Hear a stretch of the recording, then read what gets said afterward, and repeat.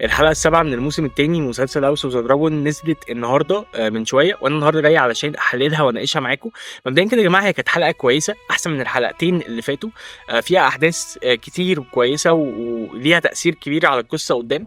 واعتقد ان الحلقة دي هتكون تمهيد للحلقة اللي جاية اللي هي الحلقة الثامنة، اللي انا حاسس يا جماعة ان هي هتبقى حلقة خرافية، هتبقى ملحمة. انا حاسس بده جدا، وحاسس ان في حرب هتتعمل في الحلقة دي. زي ما متعودين في الموسم الاول برضو، النهايه كانت نهايه جامده جدا عشان يحمسونا للموسم اللي جاي. وبالنسبه للحلقه اللي جايه، هي الحلقه الاخيره في المسلسل. نبتدي مع اول حاجه، سي سموك وادم ابن كولس.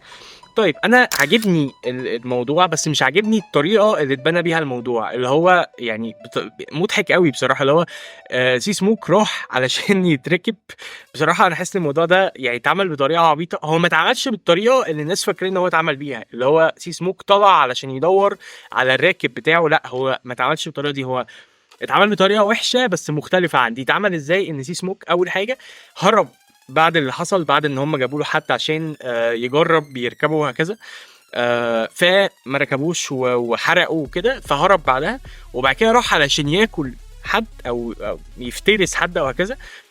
فلقى مين؟ فلقى ادم اللي هو ابن كولس، فعرف ان هو الدم بتاعه فاليريان. فموضوع ان هو اصلا فاليريان ده لوحده كارثه، عشان في الروايه اللي انا اعرفه ان هم مش ركاب تنانين.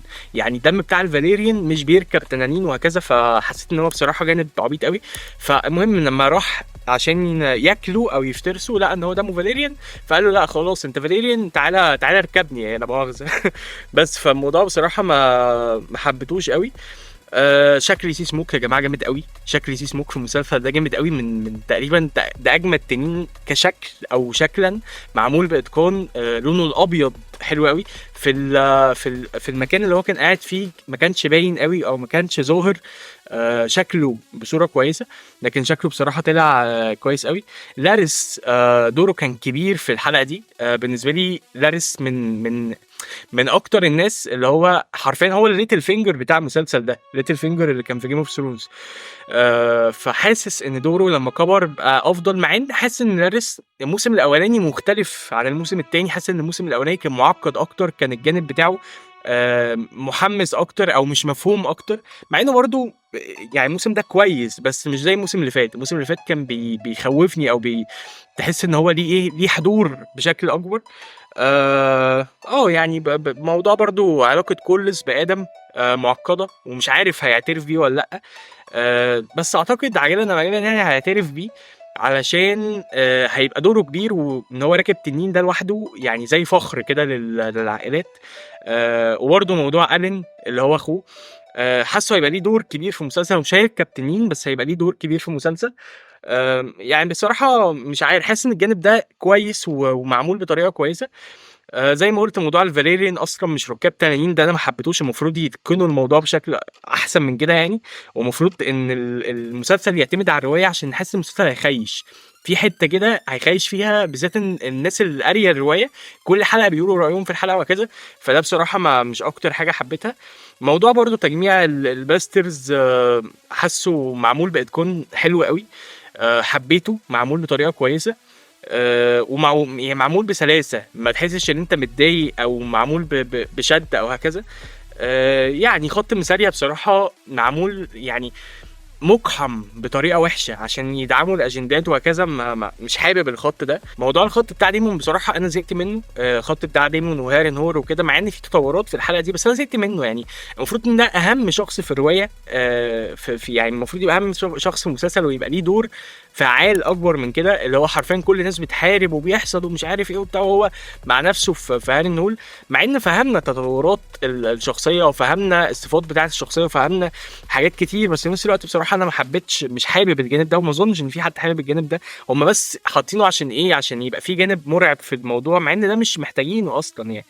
انا مش فاهم التخيلات اللي بتحصل لديمون دي هيكون ليها تأثير، ولا هيكون ليها، ولا مجرد بتورينا التطورات او بتورينا الشخصيه بتاعت ديمون. انا بصراحه مش قادر احدد ده، ومش حابب ده ايا كان يعني. حتى لو ليها اهميه او هكذا، انا مش حاببها، ممله قوي. واكتر جانب انت المفروض ديمون على الشاشه انت مبسوط، انت عايز ديمون يبقى على الشاشه. بس الخط ده او الفصل ده ما حدش بيحبه عامه، واكتر فصل ممل بصراحه. بغض النظر ان هو طبعا جمع جيش وده هيكون ليه تاثير وهكذا ومش عارف ايه. وظهر الجانب بتاع ديمون لما ضحى بالخادم بتاعه وقتله علشان يعني ده بيوضح ان ديمون يقدر يعمل اي حاجه علشان الملك او ان هو يكون ملك. ده برضو حبيته ان هو بين لنا ده اكتر.